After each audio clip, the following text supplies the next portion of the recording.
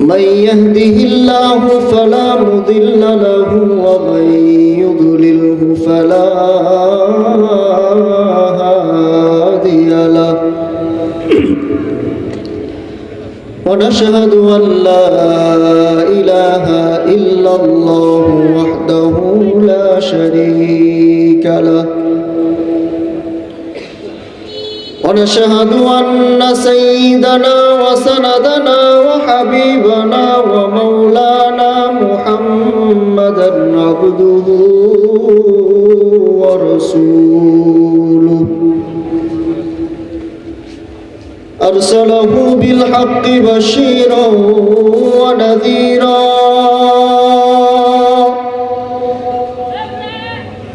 وداعيا إلى الله بإذنه وسراجا وقمرا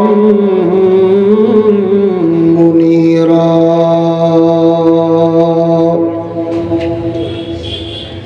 أما بعد فأعوذ بالله من الشيطان الرجيم بسم الله الرحمن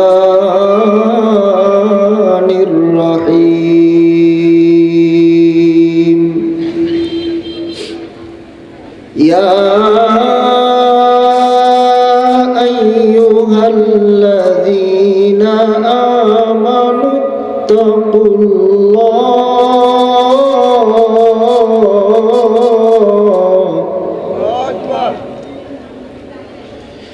يا أيها الذين آمنوا اتقوا الله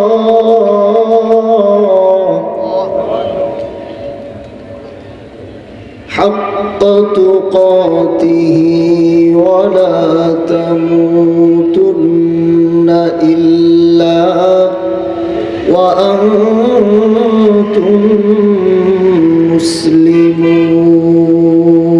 مسلمون وقال الله تعالى والذين آمنوا أشد حبا لله وقال رسول الله صلى الله عليه وسلم لا يؤمن أحدكم حتى أكون أحب إليه من والده وولده والناس أجمعين أو كما قال عليه الصلاة والسلام وقال تعالى في شأن حبيبه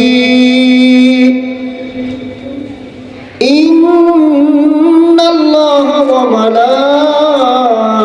وملائكته يصلون على النبي يا أيها الذين آمنوا صلوا عليه وسلموا تسليما محبت درود إبراهيم پڑھی اللهم صل على محمد وعلى آل محمد كما صليت على إبراهيم وعلى آل إبراهيم إنك حميد مجيد اللهم بارك على محمد وعلى آل محمد كما باركت على إبراهيم وعلى آل إبراهيم إنك حميد مجيد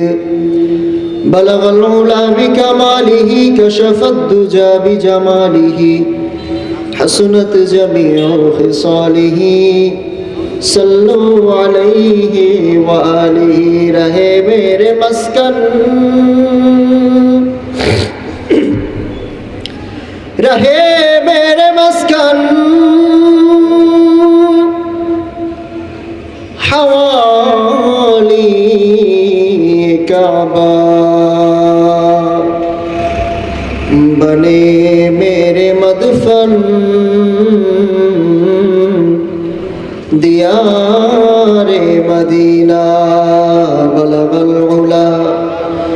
بكماله كشف الدجى بجماله حسنت جميع خصاله صلوا عليه وآله مدينة যাইতে পারলাম না মদিনা দেখতে পারলাম না। কি মদিনায় যাওয়ার তামান্না আছে? আছে সবার দিলে? বলেন আমার সাথে সবাই, মদিনা যাইতে পারলাম না মদিনা দেখতে পারলাম না মদিনা যাইতে পারলাম না। আমি অসহায় তাই এত দূরে থেকে, আমি অসহায় তাই এত দূরে থেকে শুধু সালাম জানাই মদিনা যাইতে পারলাম না মদিনা দেখতে পারলাম না। মদিনার নাম কত সুন্দর, মদিনা কেড়েছে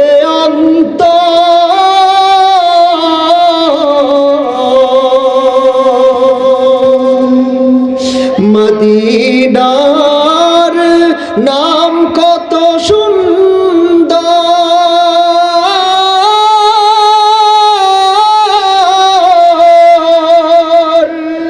মদিনা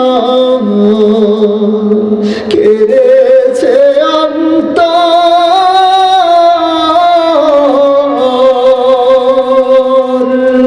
ওই মদিনার পথের ধুলি আমি, ওই মদিনার পথের ধুলি আমি মাখতে পারলাম না মদিনা চাইতে পারলাম না মদিনা দেখতে পারলাম না। মদিনার নাম কত মধু,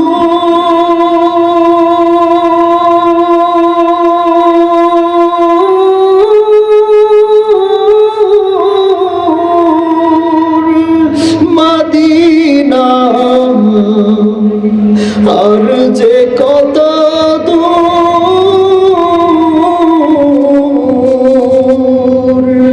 পাখির নাই ডানা থাকিলে উড়ে,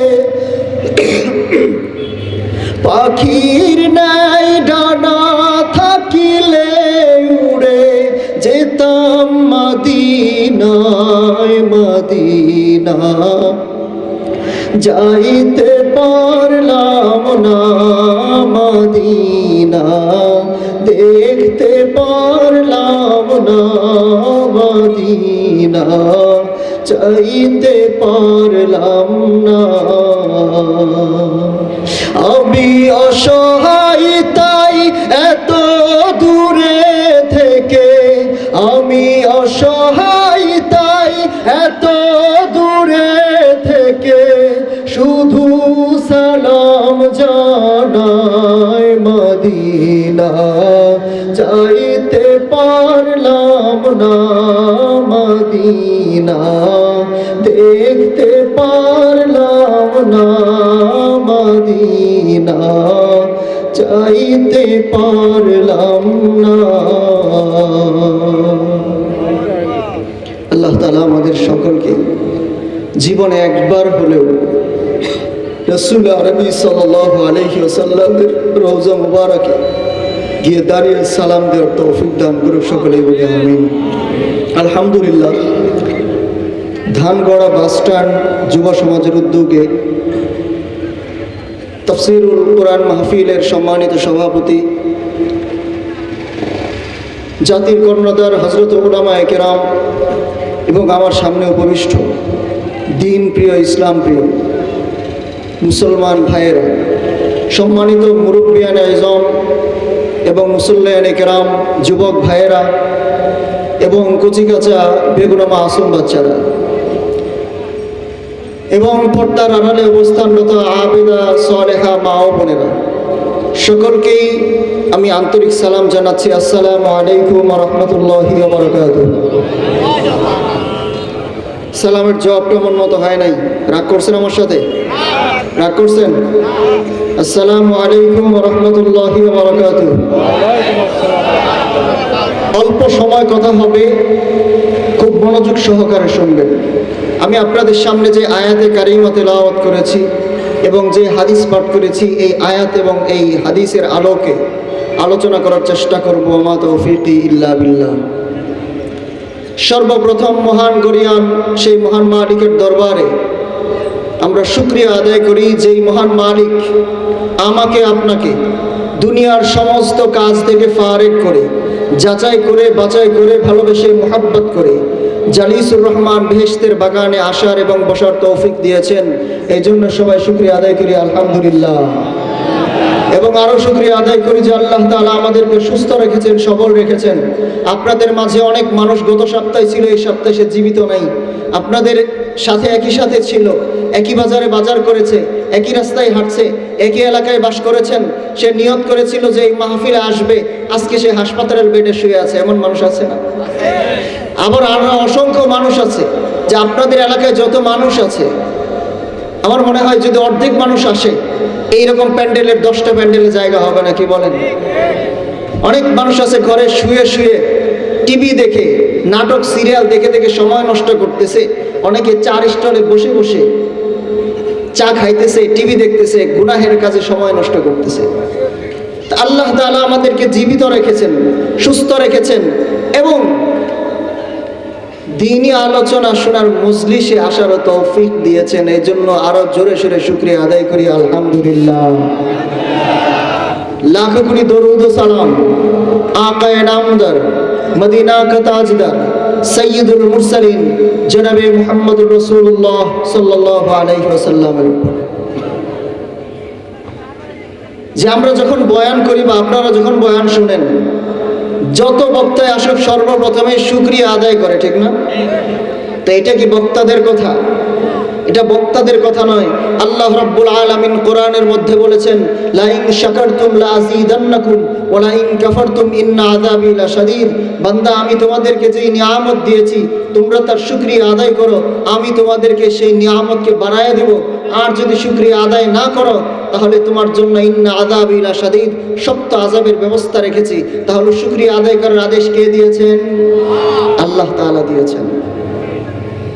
আল্লাহ তাআলা অন্য আয়াতে বলেন, বান্দা তোমাদেরকে যদি কাউকে সারা পৃথিবীর যত গাছপালা আছে সমস্ত কিছু যদি কলম বানিয়ে দেওয়া হয়, যত খাল বিল নদী নালা সাগর মহাসাগর যত পানি আছে সমস্ত পানিগুলোকে যদি কালি বানিয়ে দেওয়া হয়, আর যদি কাউকে কিয়ামত পর্যন্ত হায়াত দেওয়া হয়, সে যদি লিখতে থাকে আল্লাহ তাআলার প্রশংসা, লিখতে থাকে তার শুকরিয়া আদায় করতে থাকে, দিনের পর দিন শেষ হয়ে যাবে, সপ্তাহের পর সপ্তাহ চলে যাবে, মাসের পর মাস চলে যাবে, বছরের পর বছর চলে যাবে, যুগের পর যুগ চলে যাবে, তার সারাটা জীবন গোটা জিন্দেগি শেষ হয়ে যাবে, কিয়ামত চলে আসবে। আল্লাহ তাআলার একটা নিয়ামত, এক গ্লাস পানির শুকরিয়া আদায় করে বা লিখে বান্দা কখনো শেষ করতে পারবে না। সুবহানাল্লাহ। সম্মানিত উপস্থিতি, আমরা যে মজলিসে বসেছি এই মজলিসটা বড় দামি। আসমানের মধ্যে তারকারাজি উঠলে যেমন আমরা দেখতে থাকি যে ঝলমল করতে থাকে, এই মজলিসগুলো যেখানে হয়, ধর্মীয় আলোচনার মজলিসগুলো যেখানে হয়, এই মাহফিলগুলো যেখানে হয়, সেইখানে আসমান থেকে ফেরেশতাদের চোখে তারকার ন্যায় ওই জায়গাগুলো ঝলমল করতে থাকে। সুবহানাল্লাহ। শুধু তাই নয়, ফেরেশতারা এইসব মাহফিলগুলোকে চতুর্দিকে বেষ্টনী করে থাকে, কিভাবে বেষ্টনী করে, একজনের কাঁধে আরেকজন, আরেকজনের কাঁধে আরেকজন, আরেকজনের কাঁধে আরেকজন, এইরকম করে করে আসমান পর্যন্ত পৌঁছায়া যায়। আল্লাহ সবকিছু জানার পরেও জিজ্ঞাসা করে, ফেরেশতা কি হয়েছে তোমাদের? আল্লাহ তাআলার কাছে ফেরেশতারা পেশ করে, অমুক এলাকায় অমুক যুব সংঘের উদ্যোগে একটা মাহফিলের আয়োজন করেছে, সেইখানে তোমার বান্দারা বসে আছে। আল্লাহ তাআলা জানা সত্ত্বেও জিজ্ঞাসা করে ফেরেশতারা, তারা কি আমি আল্লাহকে দেখেছে? না দেখে নাই। তারা কি আমার জাহান্নাম দেখেছে? না দেখে নাই। তারা কি আমার জান্নাত দেখেছে? না দেখে নাই। তাহলে তারা কি চায়? তাহলে তারা আল্লাহ আপনার কাছে ক্ষমা চায়। আল্লাহ বলে, যাও ক্ষমা করে দিলাম। সুবহানাল্লাহ। তো নিঃসন্দেহে আমরা বলতে পারি যে এইখানে বসতে পেরে আমাদের লাভ হয়েছে। কি বলেন? দেখেন, আল্লাহ তাআলা না চাইতে কত নিয়ামত দিয়েছে আমাদেরকে। আল্লাহ তাআলা যদি চাইতেন আমাদেরকে শিয়াল, কুকুর, ভেড়া, বকরি বানিয়ে দুনিয়াতে সৃষ্টি করতে পারতেন। কি বলেন? পারতেন না? আল্লাহ তাআলা যদি চাইতেন আমাদেরকে ইহুদি, নাসরা, খ্রিস্টান, বিধর্মীদের ঘরে জন্ম দিতে পারতেন। কি বলেন? পারতেন না? আল্লাহ তাআলা আমাদেরকে খ্রিস্টানদের ঘরে জন্ম দেয় নাই, হিন্দুর ঘরে জন্ম দেয় নাই, বৌদ্ধর ঘরে জন্ম দেয় নাই। আল্লাহ তাআলা আমাকে আপনাকে শিয়াল, কুকুর বানায় পাঠাই নাই। আল্লাহ তাআলা আমাকে আপনাকে মুসলমানের ঘরে জন্ম দিয়েছেন, মুসলমান বানিয়েছেন। শুধু তাই নয়, আল্লাহ তাআলা আমাদেরকে মাখলুকাত হিসেবে শ্রেষ্ঠ মাখলুকাত বানিয়েছেন, আশরাফুল মাখলুকাত আমাদেরকে আল্লাহ তাআলা বানিয়েছেন। শুধু তাই নয়, আল্লাহ তাআলা আমাদেরকে পৃথিবীতে যত উম্মত এসেছে সমস্ত উম্মতের চাইতে শ্রেষ্ঠ উম্মত আল্লাহ তাআলা আমাদেরকে বানিয়েছে। শুধু তাই নয়, পৃথিবীতে আল্লাহ তাআলা যত গ্রন্থ নাজিল করেছেন, আসমানি যত কিতাব নাজিল করেছেন, সমস্ত কিতাবের মধ্যে শ্রেষ্ঠ কিতাব আল কোরআন কালামুল্লাহ আল্লাহ তাআলা আমাদেরকে দিয়েছেন। শুধু তাই নয়, আমাদেরকে এমন একজন নবী দিয়েছেন, যেই নবী আমার নবী, আপনার নবী, গাছের নবী, মাসের নবী, কুল কায়নাতের নবী, সাইয়্যিদুল মুরসালিন, সাইয়্যিদুল আম্বিয়া জনাবে মুহাম্মদুর রাসূলুল্লাহ সাল্লাল্লাহু আলাইহি ওয়াসাল্লামের মতো নবী আল্লাহ তাআলা না চাইতে আমাদেরকে দিয়েছেন। সুবহানাল্লাহ। এতগুলো নিয়ামত আল্লাহ তাআলা আমাদেরকে দিয়েছেন, আমরা তো কেউ দরখাস্ত করি না। করছিলাম মুসলমানের ঘরে জন্ম দিয়েন, রাসূল সাল্লাল্লাহু আলাইহি সাল্লামের উম্মত বানায়েন, আশরাফুল মাখলুকাত বানায়েন। ও মুসলমান, বুঝতে হবে, আমাদেরকে চিন্তা করতে হবে যে আল্লাহ তাআলা এতগুলো নিয়ামত না চাইতে দিয়েছেন, না চাইতে এতগুলো নিয়ামত আল্লাহ তাআলা দিয়েছেন। কেন দিয়েছেন? এমনি এমনি। একটা জিনিস চিন্তা করে দেখেন, আমার আপনার এত দাম কেন? আল্লাহ তাআলা কোরআনে বলেছেন, ওয়ালাকাদ কাররামনা বানি আদম, আমি আদম সন্তানকে সবচাইতে সম্মানিত করে বানাইছি। আবার অন্য আয়াতের মধ্যে আল্লাহ তাআলা বলেছেন যে কি বলে, লাহুম কুলুবুল লা ইয়াফকাহুনা বিহা ওয়া লাহুম আযানুল লা ইয়াসমাউনা বিহা ওয়া লাহুম আ'য়ুনুল লা ইউবসিরুনা বিহা উলাইকা কাল আনআম বাল হুম আযাল। এই মানুষকে বলেছে চতুষ্পদ জানোয়ারের চাইতেও নিকৃষ্ট। এক আয়াতে আল্লাহ তাআলা বলেছেন মানুষকে সবচেয়ে সম্মানিত করে বানাইছি। দ্বিতীয় অন্য আয়াতে আল্লাহ তাআলা বলেন যে এই মানুষ হচ্ছে চতুষ্পদ জানোয়ারের চাইতেও নিকৃষ্ট। এখানে বোঝার বিষয় হলো যে শুধুমাত্র নাক, কান, হাত, পা নিয়ে জন্মাইলেই মানুষ হয় না। কারণ গরু, ছাগলের একটা বাচ্চা নিয়ে কেউ যায় বলে না, হুজুর দোয়া করেন আমার এই ছাগলটা যেন ছাগলের মতো ছাগল হয়, কেউ বলে। আমার এই গরুটা যেন বা গরুর মতো গরু হয়, কেউ বলে। কিন্তু না, মানুষকে একমাত্র বলে, হুজুর আমার সন্তানের জন্য দোয়া করেন, আমার সন্তানটা যেন মানুষের মতো মানুষ হয়। এর কথার দ্বারা কি বোঝা যায়? শুধুমাত্র নাক, কান, চোখ, মুখ, হাত, পা নিয়ে জন্মাইলে সে মানুষ হয় না। মানুষ হওয়ার জন্য কিছু কাজ করতে হয়, তবেই সে মানুষ হয়। একটা জিনিস খেয়াল করেন যে গরু ছাগলের শরীর কাটলে রক্ত বের হয়, আমার আপনার শরীর কাটলেও রক্ত বের হয়। গরু ছাগলের গায়ে রক্ত মাংস আছে, আমার আপনার গায়েও রক্ত মাংস আছে। গরুর মাথায় ঘিলু আছে, আমার আর আপনার মাথায় ঘিলু আছে। ওজন করলে দেখা যাবে গরু ছাগলের মাথার ঘিলুর ওজন অনেক বেশি। কিন্তু আমার আর আপনার এত দাম কেন? যে আমার আর আপনাকে আল্লাহ তাআলা এমন একটা নিয়ামত দিয়েছে, এমন একটা বিবেক বুদ্ধি দিয়েছে, ভালো এবং মন্দ বোঝার ক্ষমতা দিয়েছে, যার কারণে আমার আপনার দাম আল্লাহ তাআলার কাছে এত বেশি। এতগুলো নিয়ামত আল্লাহ তাআলা আমাদেরকে দিয়েছে এমনি এমনি। বলেন এমনি এমনি দিছে? বিরক্ত হইতেছেন? এমনি এমনি তো আর দেয় না। কেন দিয়েছেন? মহান আল্লাহ রাব্বুল আলামিন কোরআনের মধ্যে বলেন, ওয়ামা খালাকাতুল জিন্না ওয়াল ইনসা ইল্লা লিয়াবুদুন। আল্লাহু আকবার। রাব্বুল আলামিন এই আয়াতটা কোনো গরু ছাগলের ব্যাপারে নাজিল করে নাই। দুনিয়ার মধ্যে যত সব মাখলুক আছে অন্য কোনো মাখলুকের ব্যাপারে আয়াত নাজিল করে নাই। আল্লাহ রাব্বুল আলামিন এই আয়াতটা শুধুমাত্র মানুষ এবং জিন জাতির জন্য নাজিল করেছেন। এই আয়াত নাজিল করে আল্লাহ তাআলা মানুষ এবং জিন জাতিকে বলে, ওয়ামা খলাকতুল জিন্না ওয়াল ইনসা ইল্লা লিয়াবুদুন, আমি শুধুমাত্র মানুষ এবং জিন জাতিকে আমি আল্লাহর ইবাদত করার জন্য বানাইছি। সুবহানাল্লাহ। অন্য কোনো মাখলুককে আল্লাহ তাআলার ইবাদতের জন্য বানাই নাই, শুধুমাত্র মানুষ এবং জিন জাতিকে আল্লাহ তাআলা ইবাদতের জন্য বানাইছে। কারণ হচ্ছে বান্দা সিজদা করার জন্য যেখানে বাঁকা করা দরকার, কোমরটা যেইভাবে বাঁকা করা দরকার, কোমরের মধ্যে আল্লাহ তাআলা জোড়াটা ওই রকম দিয়ে দিছে। হাতের মধ্যে যেইখানে ভাঁজ করা দরকার ওইখানে ভাঁজ দিয়ে দিছে। বান্দা নিয়ত বাঁধার জন্য কবজিটা যেই রকম হওয়া দরকার ওই রকম দিয়ে দিছে। আল্লাহ তাআলার কুদরতি পায় সিজদা করার জন্য যেই রকম একটা কপাল দরকার ছিল, আল্লাহ রাব্বুল আলামিন আমাদেরকে ওই রকম একটা কপাল দিয়েছে। ঠিক না বেঠিক? আল্লাহর ইবাদতের জন্য আল্লাহ তাআলা মানুষ বানাইছে। রাসূল আরবী সাল্লাল্লাহু আলাইহি ওয়াসাল্লাম হাদিসের মধ্যে বলেন, আদ-দুনিয়া খুলিকতু লাকুম ওয়া আনতুম খুলিকতুম লিল আখিরাহ, মানুষকে আল্লাহ তাআলা আখিরাতের জন্য বানাইছে, আর দুনিয়ার সমস্ত মাখলুককে আল্লাহ রাব্বুল আলামিন মানুষের গোলামি করার জন্য বানাইছে। সুবহানাল্লাহ।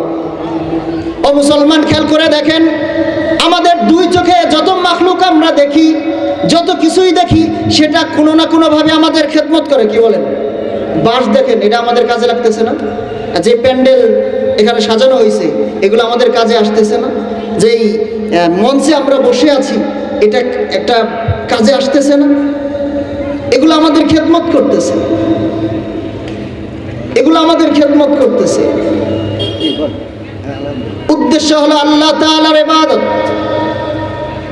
বান্দা নিয়ামত ভোগ করবি আমার, শুকরিয়া আদায় করবি আমার, আর গোলামি করবি আমার। আমার নিয়ামত ভোগ করে বান্দা যদি তুই মানুষের গোলামি করো, যদি তুমি দুনিয়ার কোন নেতার গোলামি করো, তাহলে মনে রেখো আমি তোমাকে যত সব নিয়ামত দিয়েছি, কালকে আমাদের ময়দানে কিন্তু একটার হিসাব ছাড়া তুমি এক কদম সামনে যাইতে পারবা না। ঠিক না বেঠিক? এই জন্য মুসলমান, আমি যদি বলি সভাপতি সাহেবের বাড়িতে যাব, আজকে থেকে সমস্ত নিয়ম কানুন আমার মানবেন। আমি যদি সভাপতি সাহেবের বাড়িতে যাই বলি, আপনার বাড়িতে আমি আসছি, আজকের আমি বক্তা, আজকের পর থেকে আপনার বাড়ির সমস্ত হুকুম টুকুম যা আছে সব আমার নিয়মে চলবে, এটা চলবে বলেন? তাহলে আল্লাহ তাআলার জমিনে বাস করি, আল্লাহ তাআলার নিয়ামত ভোগ করি, আল্লাহ তাআলাই আমাদেরকে পালেন, আল্লাহ তাআলা বাঁচান, আল্লাহ তাআলা আমাদেরকে রাখেন, তাহলে হুকুম কেন মানুষের চলবে? কার হুকুম চলবে? গোলামি কার চলবে? আল্লাহ তাআলা। আল্লাহ তাআলার গোলামি করতে হলে যে জিনিসটা সবচেয়ে বেশি দরকার, আমি যে আয়াতে কারিমা আপনাদের সামনে তেলাওয়াত করেছি, এই আয়াতে কারিমার মধ্যে আল্লাহ তাআলা সেইটা বলে দিয়েছেন। আল্লাহ তাআলার গোলামির জন্য সবচেয়ে বেশি প্রয়োজন হলো আল্লাহ তাআলার ভয়। ঠিক না বেঠিক? আপনার যদি ভয় না থাকে তাহলে তো আপনি অপরাধ করতেই থাকবেন। যদি ভয় থাকে তাহলে অপরাধ করবেন না। যদি এখানে এমন থাকে যে আমি যদি এই দোকান থেকে কিছু নেই, আমি যদি এখানে ট্যাক্স আদায় করতে যাই, আমি যদি চাঁদাবাজি করতে যাই, প্রশাসন তো আইসা আমাকে গ্রেফতার করে নিয়ে যাবে, এই ভয় যদি থাকে, প্রশাসনের ভয় থাকলে মানুষ অপরাধ করে না। কিন্তু মজার জিনিস হলো যে দুনিয়ায় যদি কোনো মানুষকে দেখে কেউ ভয় পায়, কোনো নেতাকে দেখে কেউ ভয় পায়, বড় ভাইকে দেখে যদি ছোট ভাই ভয় পায়, এলাকার বড় ভাইকে দেখে যদি কেউ ভয় পায়, তাহলে সে যদি এই রাস্তায় আসে, তাহলে যে ভয় পায় সে অন্য রাস্তায় যায়। ঠিক না বেঠিক? ঠিক না? মানুষ যদি মানুষকে ভয় পায়, তাহলে যে রাস্তায় সেই লোকটা আসে, যে ভয় পায়, সে জীবনে ওই রাস্তায় যায় না, অন্য রাস্তায় যায়, হাঁটে। ঠিক না বেটি? সুবহানাল্লাহ। আল্লাহর ভয় কেমন ভয়? আল্লাহকে দেখে যায় বান্দা ভয় পায়, ওই বান্দাটা কেন যেন বেশি বেশি তাসবিহ তাহলিল পড়তে চায়, বেশি বেশি তাহাজ্জুদের মধ্যে সিজদায় রাত সে গুজার করতে চায়, বান্দা বেশি বেশি সিজদা দিতে চায়, বেশি বেশি মসজিদে যাইতে চায়, আল্লাহ তাআলার বেশি বেশি কাছাকাছি হইতে চায়। ঠিক না বেঠিক? বান্দার ভয় আর আল্লাহর ভয়ের এটাই পার্থক্য। বান্দার ভয় বান্দার থেকে বান্দাকে দূরে সরাইয়া দেয়, আল্লাহর ভয় বান্দাকে বেশি বেশি কাছে টেনে নিয়ে আসে। সুবহানাল্লাহ। এই জন্য বলতেছিলাম মুসলমান, মহান আল্লাহ রাব্বুল আলামিন এই আয়াত কারিমার মধ্যে বলেন, ইয়া আইয়ুহাল্লাযীনা আমানুত্তাকুল্লাহ। আল্লাহ তাআলা বান্দাকে বড় মহব্বত কইরা ঈমানদার বলে ডাক দিয়েছেন। যারা মুরগি বিক্রি করে তাদেরকে কি বলেন? যারা গরু বিক্রি করেন গরুর ব্যাপারে, যারা পটল বিক্রি করে, শাক বিক্রি করে, শাক। আল্লাহ রাব্বুল আলামিন এখানে ইয়া আইয়ুহাল ইনসান বলে নাই, ইয়া আইয়ুহান নাস বলে নাই। আল্লাহ রাব্বুল আলামিন খাস করে ডাক দিয়েছেন, কারণ ইয়া আইয়ুহান নাস এটা হলো কিয়ামতের ব্যাপারে আল্লাহ তাআলা বলে থাকেন, কারণ কিয়ামত তো সবার জন্য। আল্লাহ রাব্বুল আলামিন এই আয়াতের মধ্যে বলেন, ইয়া আইয়ুহাল্লাযীনা আমানুত্তাকুল্লাহ। বান্দাকে আল্লাহ তাআলা ঈমানদার বলে ডাক দিছে, হে ঈমানদার, ইত্তাকুল্লাহ, আমাকে ভয় করো। কেমন ভয় করবা? এমন ভয় কইরো না যে ভয় করলে তুমি আজান দিলে মসজিদের দিকে না যাই উল্টা দিকে হাঁটবা। আছে না এমন মানুষ? হ্যাঁ, মসজিদে আজান হয়েছে, ভাই চলো নামাজ পড়তে যা, আরে কাজ আছে, উল্টা দিকে দৌড়। এমন মানুষ আপনাদের এলাকায় নাই মনে হয়? আছে।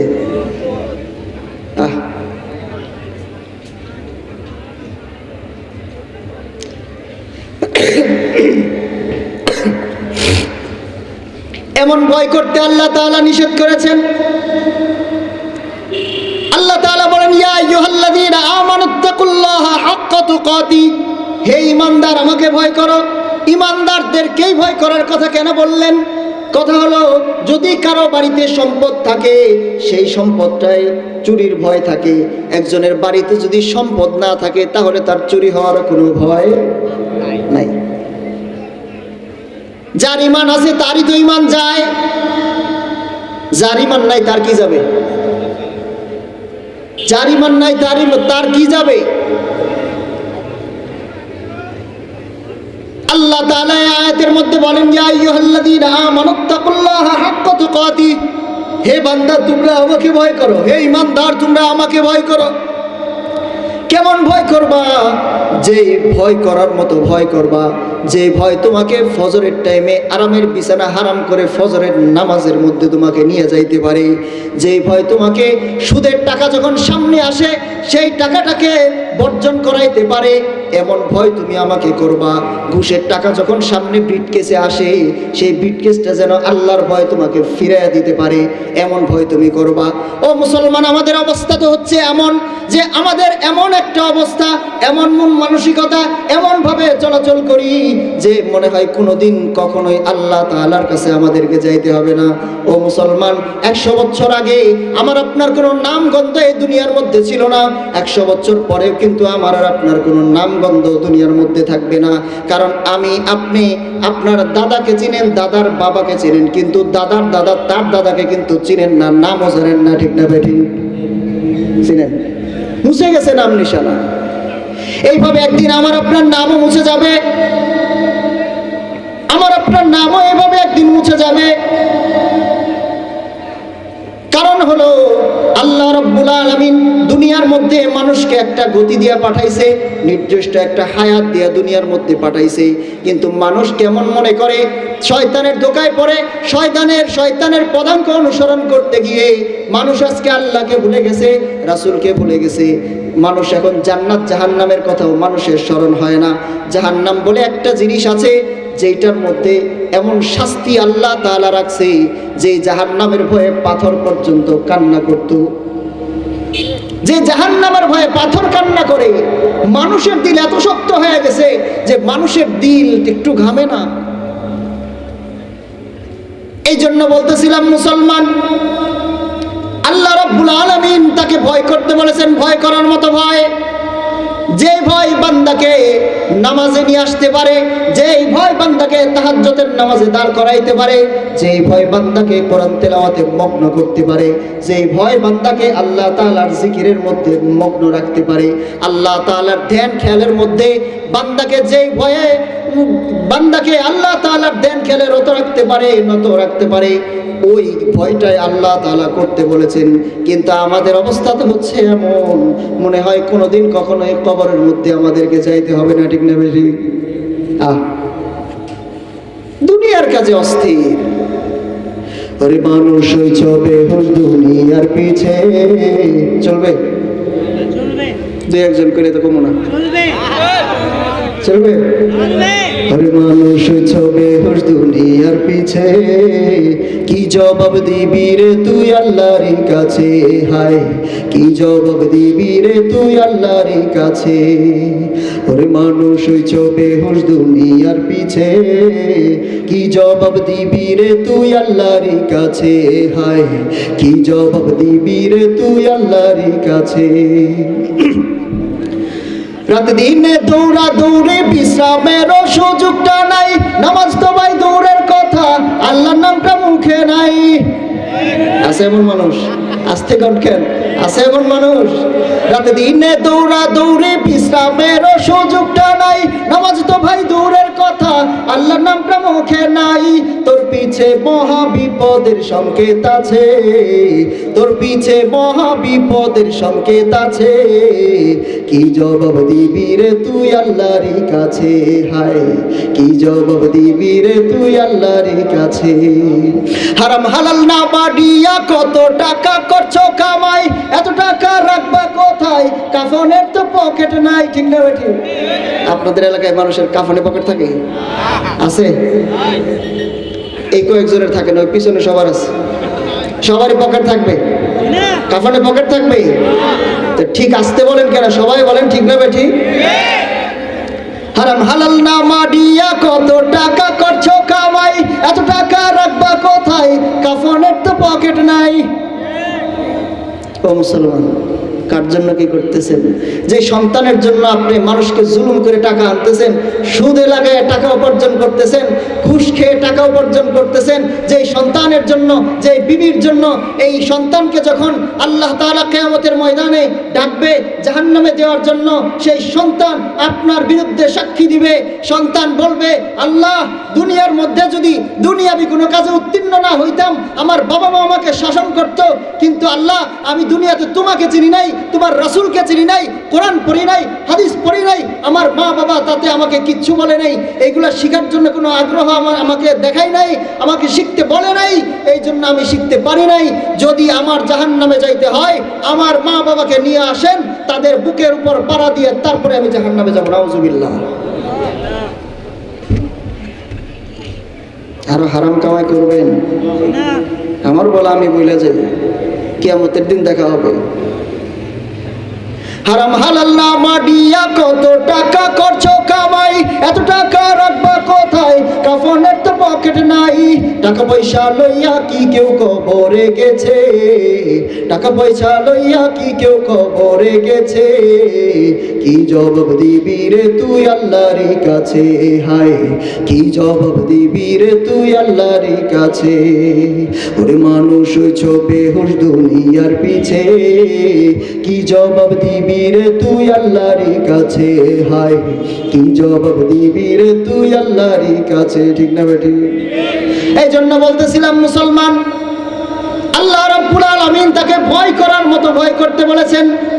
এই আয়াতের শুরুর মধ্যে আল্লাহ তাআলা বলেছেন, বান্দাকে বড় মহব্বত করে ডাকতেছেন, ইয়া আইয়ুহাল্লাযীনা আমানু, হে ঈমানদার, ইত্তাকুল্লাহ, আমাকে ভয় করো, হাক্কা তুকাতিহি, ভয় করার মতো ভয় করো।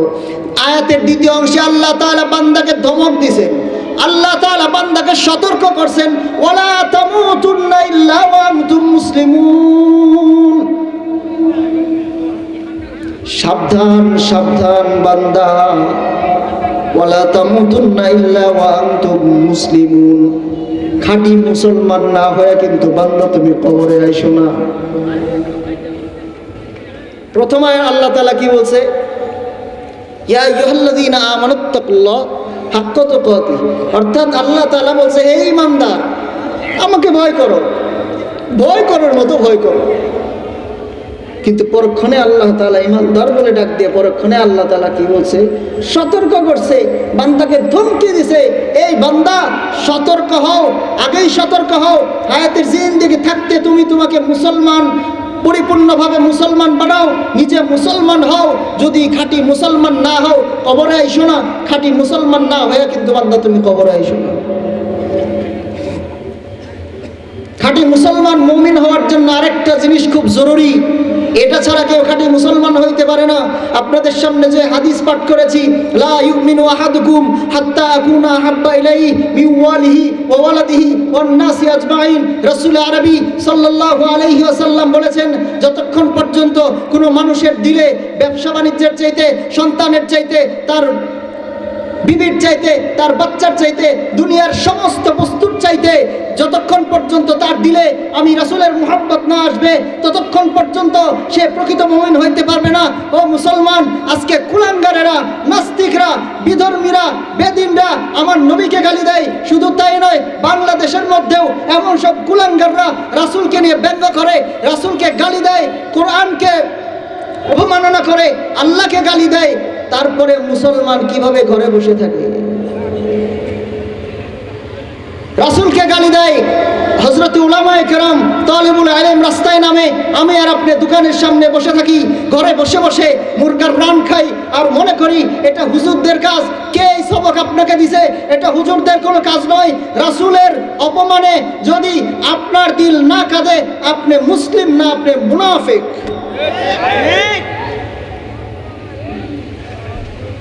রাসূলের অপমানে যদি কারো দিল না কাঁদে, কারো রক্তে আগুন না জ্বলে, সে মুসলিম হইতে পারে, সে মুনাফিক। বিশ্ব নবীর অপমানে যদি না কাঁদে তোমার মন, মুসলিম নয় মুনাফিক, তুমি নবীজির দুশমন। দুইজন মানুষ ঠিক কয়, দুইজন মানুষ ঠিক কয়, তার মানে বাকিরা বুঝেই নাই। বুঝেন নাই আপনারা? বিশ্ব নবীর অপমানে যদি না কাঁদে তোমার মন, মুসলিম নয় মুনাফিক, তুমি নবীজির দুশমন। নবীর প্রেমে জীবন দেবে কে আছো নওজোয়ান, তাকবীর তুলে সিংহ শাবক হও তুমি আগুয়ান। তোমার বুকে ইমানের বল, জবানে আল কোরআন, ভয়ে কাঁপে কাপুরুষ সব আর নরাধম শয়তান। তোমার বুকে ইমানের বল, জবানে আল কোরআন, ভয়ে কাঁপে কাপুরুষ সব আর নরাধম শয়তান। জীবনের চেয়ে বুকে আছে বেশি নবীজির সম্মান, কেমনে তুমি থাকবে বসে হলে তার অপমান। বলেন সবাই, তুমি সাচ্চা মুসলমান, ইমান তো। নবীর প্রেমে জাগ্রত থাকবেন তো? যদি নবীর ইজ্জত হেফাজতের জন্য খতমে নবুয়ত কাদিয়ানীদের বিরুদ্ধে যদি জীবন দেওয়ার প্রয়োজন হয়, রক্ত দেওয়ার প্রয়োজন হয়, কারা কারা প্রস্তুত আছেন আল্লাহকে দুহাত তুলে দেখান। নারে তাকবীর, ইল্লাহি তাকবীর। আল্লাহ সকলকে কবুল করুন। তো হাদিসে আয়াতের মধ্যে পাইলাম কি, যে আল্লাহ তাআলা ঈমানদারদেরকে মুহাব্বত করে ডাক দিয়ে বলছে, ইয়া আইয়ুহাল্লাযীনা আমানু ইত্তাকুল্লাহ, ইয়া আইয়ুহাল্লাযীনা আমানু ইত্তাকুল্লাহ হাক্কা তুকাতিহি। হে ঈমানদার, তোমরা আমাকে ভয় করো, হাক্কা তুকাতিহি, ভয় করার মতো ভয় করো। কিন্তু আয়াতের পরের অংশে আল্লাহ বান্দাকে ধমক দিয়ে বলেছে, আল্লাহ তাআলা বান্দাকে সতর্ক করেছে, সাবধান সাবধান, ওয়ালা তামুতুন্না ইল্লা ওয়া আনতুম মুসলিমুন। সাবধান বান্দা, খাঁটি মুসলমান না হয়ে কিন্তু তুমি কবরে আইসো না। এইদিকে রাসূল আরবি সাল্লাল্লাহু আলাইহি ওয়াসাল্লাম হাদিসের মধ্যে বলেছেন, লা ইউমিনু আহাদুকুম হাত্তা আকুনা হাব্বা ইলাইহি মিন ওয়ালিহি ওয়া ওয়ালাদিহি ওয়ান নাসি আজমাইন। যতক্ষণ পর্যন্ত কারো দিলের মধ্যে, কারো সন্তানের চাইতে, কারো বিবির চাইতে, কারো পরিবারের চাইতে, সমাজের চাইতে, রাষ্ট্রের চাইতে, পৃথিবীর সমস্ত বস্তুর চাইতে আমার মুহাব্বত, আমি রাসূলের মুহাব্বত ওই বান্দার ভিতরে না আসবে, ওই উম্মতের ভিতরে না আসবে, ওই উম্মত কখনোই প্রকৃতপক্ষে মুমিন হইতে পারবে না। আল্লাহ তাআলা আমাদেরকে রাসূলের খাঁটি উম্মত হওয়ার তৌফিক দান করুন। বলতেছিলাম মুসলমান যে আল্লাহ তাআলার ইবাদতের জন্য আল্লাহ আমাদেরকে বানাইছে। ইবাদতের পরিবর্তে গুনাহের কোনো সীমারেখা আমাদের আছে বলে মনে হয় না। আছে? ঘুম থেকে ওঠার পর থেকে শুরু হয়, পুনরায় ঘুমে যাওয়ার আগ পর্যন্ত গুনাহের কোনো শেষ নেই। আছে? আমরা বয়ান শুনি, কোন হুজুরের কণ্ঠ ভালো, কোন হুজুর ভালো হাসাইতে পারে, কোন হুজুর বড় ভালো কান্দাইতে পারে, হ্যাঁ, কোন হুজুর একটু কানে মজা দিতে পারে, এই জন্য আমরা বয়ান শুনি। আসলে বয়ান শোনার উদ্দেশ্য হলো যে এইখান থেকে কিছু নিয়ে যাওয়া, মাহফিল থেকে কিছু নিয়ে যাওয়া, যেটা দিয়ে আমি জান্নাতে যাওয়ার জন্য আমার রাস্তাটা সুগম হয়, যেটার উপরে আমল করে আমি জান্নাতি হইতে পারি, যে কথার উপর আমল করে রাসূলের খাঁটি উম্মত হইতে পারি, আল্লাহ তাআলার খাস বান্দা হইতে পারি। এই সব খোরাক এই মাহফিল থেকে নিতে হয়। কিন্তু দুঃখের বিষয়, অধিকাংশ মাহফিল থেকে এটা পাওয়া যায় না। পাওয়া যায়? আমার সাথে একমত আপনারা? সবাই একমত? এবার কি করবেন শুনেন। দাদা আর নাতি বয়ান শুনতে গেছে, এটা গল্প অনেকেই জানেন, হাসির খোরাকের জন্য বলতেছিলাম। বিষয়টা এমন হয়েছে, খালের ওই পার তাদের বাড়ি, নাতিকে নিয়ে ওয়াজ শুনতে আসছে। তো শুনছে ফরজ তরক করা কবিরা গুনাহ, ফরজ তরক করা কবিরা গুনাহ। কবিরা গুনাহ আমরা করি, কবিরা গুনার পাওয়ার কত জানেন? এটা জানেন? কবিরা গুনাহ বড় গুনাহ এটা আমরা জানি, কিন্তু এটা পাওয়ার সম্পর্কে জানা আছে? কবিরা গুনাহ এমন একটা গুনাহ, আপনি 99টা নেকি করছেন, বুঝছেন ভালো করে, 99টা নেকের কাজ করছেন, একটা কবিরা গুনাহ করছেন।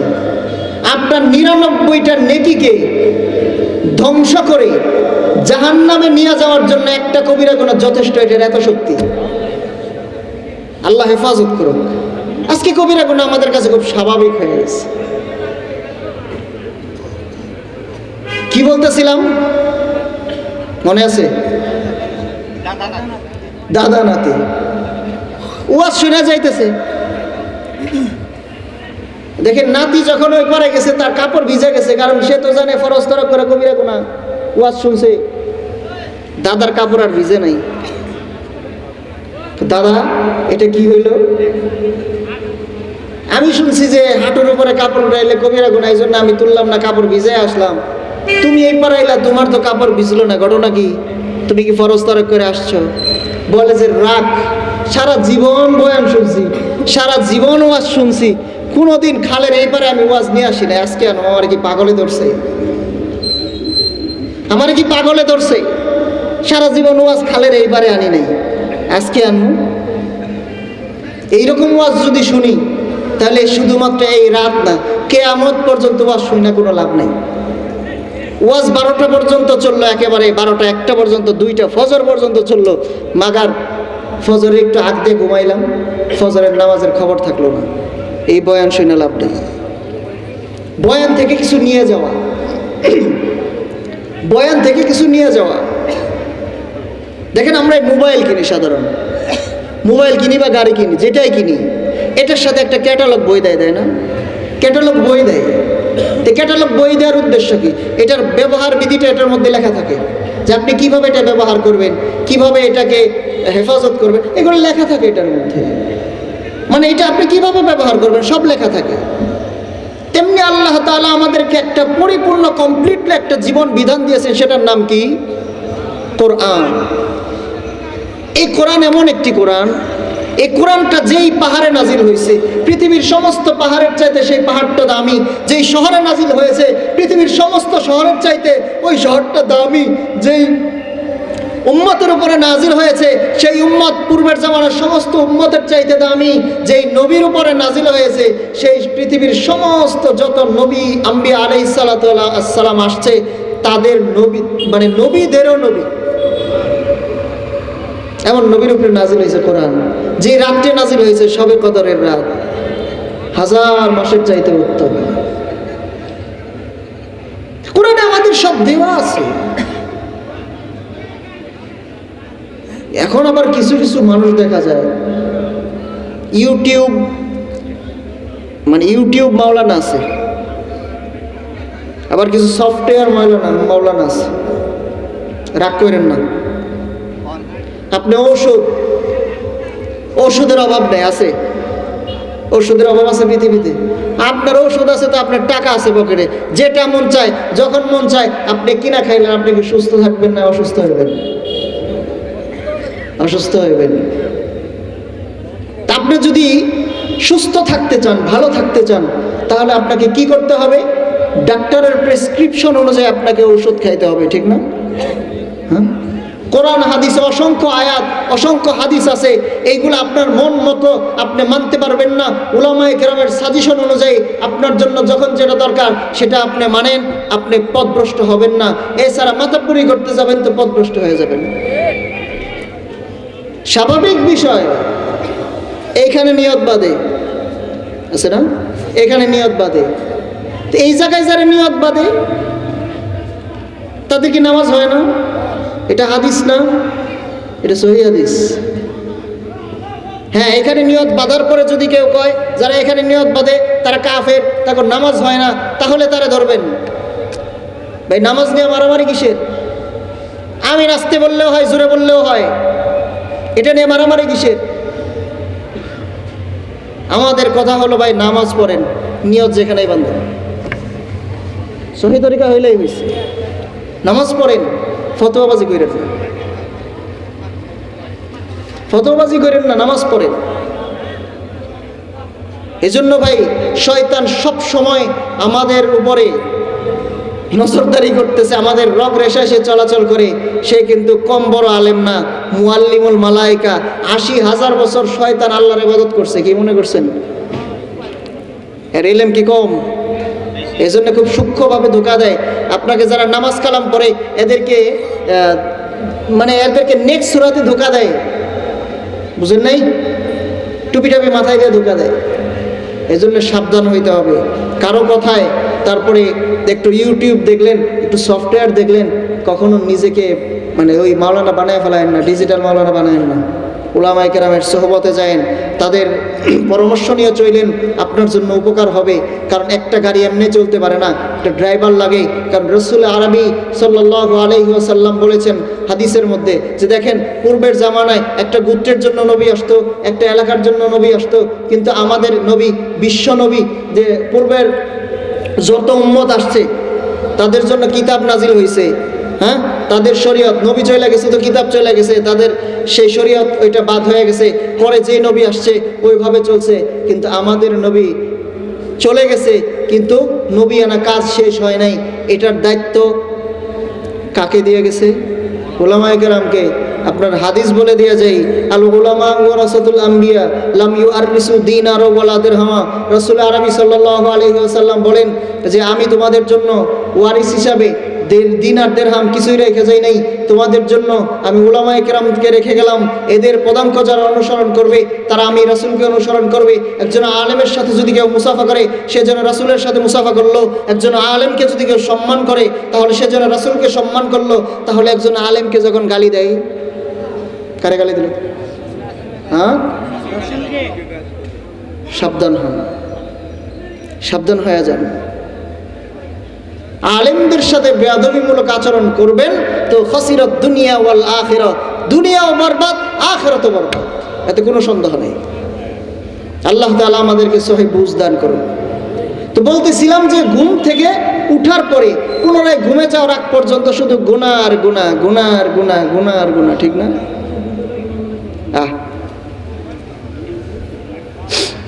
একটা আমল দিয়ে যাই, দুইটা আমল দেয় নাকি? যে কোরআন আমাদেরকে আল্লাহ তাআলা দিয়েছেন একটা গাইডলাইন হিসেবে। এ নিয়ে কথা কইতে গেলে তো শেষ নাই। শুধুমাত্র মূল একটা কথা বলি, সূরা ইখলাস। এদিকে তাকান সবাই আমার দিকে। সূরা ইখলাস পড়ছেন নি? পারেন? এটা বাংলায় বলে কি? কুল আল্লাহর সূরা। মানুষ বলে কুল আল্লাহর সূরা। হযরত জিবরাইল আলাইহিস সালাতু ওয়াস সালাম রাসূলের দরবারে বসা। ওই সময়ের মধ্যে রাসূল আরবি সাল্লাল্লাহু আলাইহি ওয়াসাল্লামের সাহাবী হযরতে আবু যর গিফারি রাদিয়াল্লাহু তাআলা আনহু চাদর একটা মুড়া দিয়ে হাইটা যাইতেছে। হযরতে জিবরাইল আলাইহিস সালাতু ওয়াস সালাম আবু যরকে দেখে বলে, ইয়া রাসূলুল্লাহ, ওই যে ওইটা আপনার সাহাবী আবু যর না? সুবহানাল্লাহ কইবেন না? বাড়িতে যায় কইেন, বাড়িতে যায় পরে সুবহানাল্লাহ কইেন, জোরে কোন সুবহানাল্লাহ। ওই যে চাদর মুড়া দিয়ে হাঁটে ওইটা আপনার সাহাবী আবু যর? রাসূল আশ্চর্য হয়ে জিজ্ঞাসা করলেন, হে জিবরাইল আমার, আপনি আমার সাহাবী আবু যরকে কিভাবে চিনেন? তার সাথে আপনার পরিচয় কিভাবে হলো? জিবরাইল আলাইহিস সালাতু ওয়াস সালাম বলে, আপনার সাহাবী আবু যরকে আমি চিনি এইটাই নয়, আসমানের মধ্যে যত ফেরেশতা আল্লাহ তাআলা নাজিল করেছেন, সৃষ্টি করেছেন, সমস্ত ফেরেশতা আপনার সাহাবী আবু যরকে চিনে। সুবহানাল্লাহ। দুইটা কারণে চিনে। এক নাম্বার হলো লিসিগরিহি আলা নাফসি, দ্বিতীয় নাম্বার হলো লিকাসরাতি তিলাওয়াতি সূরাতুল ইখলাস। সুবহানাল্লাহ। নারায়ে তাকবীর, নারায়ে তাকবীর। আলহামদুলিল্লাহ, আমাদের মাঝে এসে উপস্থিত হয়েছেন আজকের প্রধান আকর্ষণ, প্রখ্যাত আলেমে দ্বীন হযরতুল আল্লাম আব্দুল বাসিত খান সাহেব দামাত বরকাতুহুল আলিয়া আমাদের মাঝে এসে উপস্থিত হয়েছেন। তো আমার অগুছালো কথা আমি এখানেই শেষ করব। তো কুল হুয়াল্লাহর সূরাটা সম্পর্কে বলি যে এই সূরাটা যদি কেউ একবার পাঠ করে তাহলে আল্লাহ তাআলা বান্দার আমল নামায় 10টি নেকি দেয়। 10 পারা কোরআন খতমের সওয়াব দেয়। সুবহানাল্লাহ। আপনি 10 পারা পড়লে যে সওয়াব হবে, আল্লাহ তাআলা আপনার আমল নামায় একবার সূরা ইখলাস পড়লে সেই সওয়াব দিবে, 2 বার পড়লে 20 পারা, 3 বার পড়লে 30 পারা। তো আপনারা কি এই সওয়াবটা চান? সবাই চান? তাহলে এই সূরাটা আপনার হাতে যেই কাজ, হাতে যেই কাজ করে মুখে ওই কাজ করে না, তো এই সূরাটা পড়তে পারবেন তো সবাই ইনশাআল্লাহ? হ্যাঁ, দিনে কতবার পড়বেন? কতবার পড়বেন? হযরত আবু যর গিফারি রাদিয়াল্লাহু তাআলা আনহুর আমলনামায় এত বেশি কোরআনের খতমের সওয়াব আছে, পৃথিবীর অন্য কোনো মানুষের আমলনামায় এটা নাই। এই জন্য এই কুল হুয়াল্লাহর আমলটা করবেন তো ইনশাআল্লাহ? করবেন তো ইনশাআল্লাহ? প্রত্যেক নামাজের পরে 10 বার করে করবেন। কয়বার? কয়বার? আল্লাহ তাআলা সকলকে